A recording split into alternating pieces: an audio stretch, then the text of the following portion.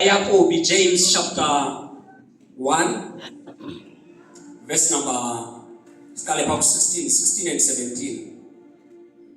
James chapter 1, verses 16 and 17. Xa uyiphethe ngesiXhosa, uYakobi, James.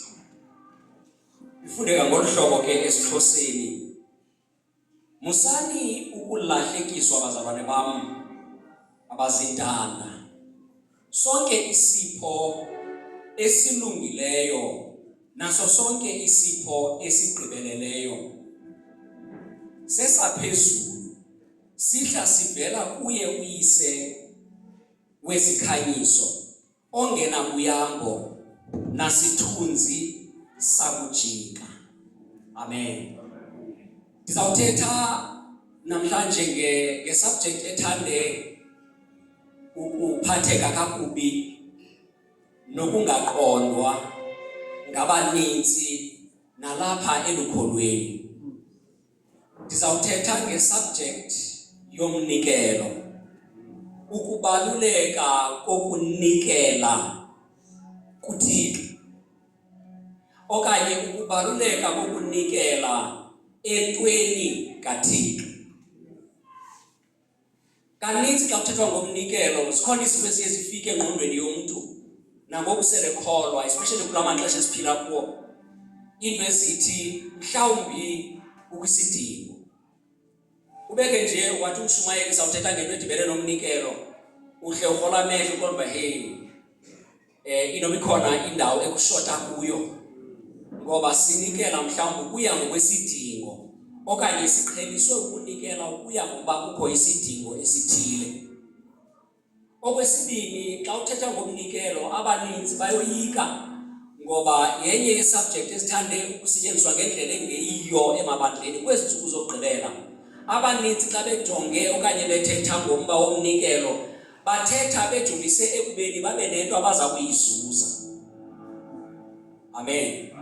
Abathethi njengoba kufundiswa okanye inxalenye yelizwi kodwa bajonge into yoba makubekho into abaza kuyizuza. Amen. Abanye xa kuthethwa ngomba womnikelo kuba nawo lo mbuzo uthi kaloku uThixo kumele aprovide, azibonakalise uThixo zonke into zakhe zigqibelela, sinandima simele ukuyidlala thina entweni kaThixo. uThixo makazenzele ngoba unguThixo. Kaba ndiyakhumbula kwabanintsi abasuke ezicaweni, kwezaa cawa zomthetho uyakhumbula into yoba umnikelo yayinto phaa engabalulekanga kangako kangangokuba kwakude kuthiwe inkongozelo.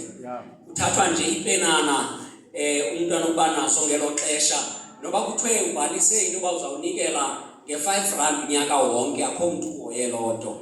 Ngoba kanintsi ii-mainline churches ziyafandwa kwezinye iindawo nakwamanye amazwe ukuba lapha. So ufumanisa ubana abantu ngoku bakhoyo ebandleni abanalo uxanduva ngalo ibandla. Bakhona ebandleni but abana-responsibility, zonke izinto zawusuke zibe khona nje. But le ndawo esigqiba uyifunda, uJames ukhuthaza amabandla okanye ukhuthaza abazalwane abathe saa abangamayuda kwiindawo ngeendawo kwilo lonke ilizwe. But ufika kule ndawo ithi ze ningalahlekiswa, konke okulungileyo kusisipho esivela kuThixo. So kutheni kubalulekile ukunikela?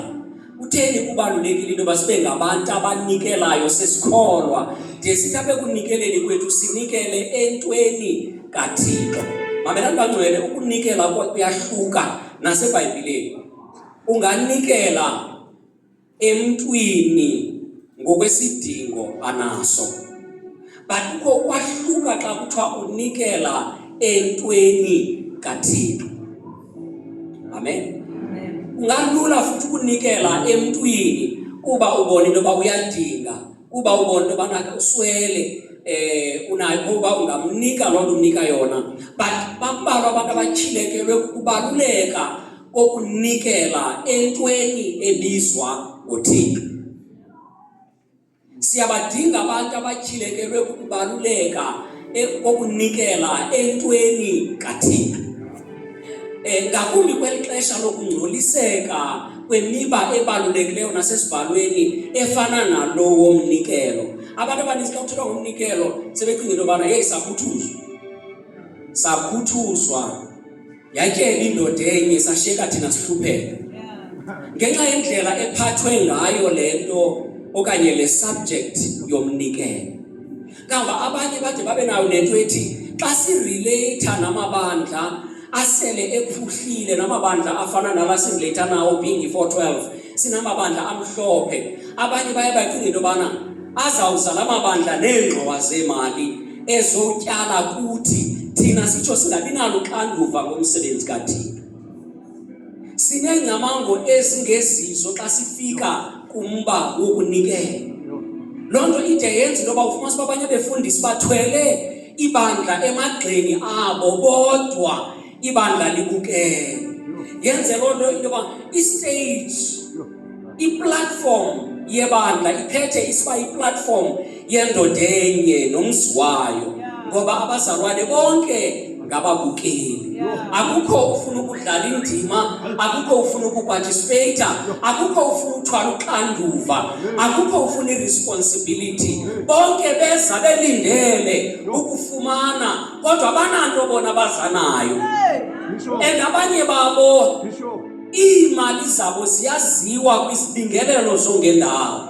Abanye babo bayaziwa into babake banikela emagqirheni bathi bahlangulwa bancedwa kuThixo ngoba balo xa sebelapha abayithathi irresponsibility, bajonga ukwenzelwa ngababukeli bazobukela.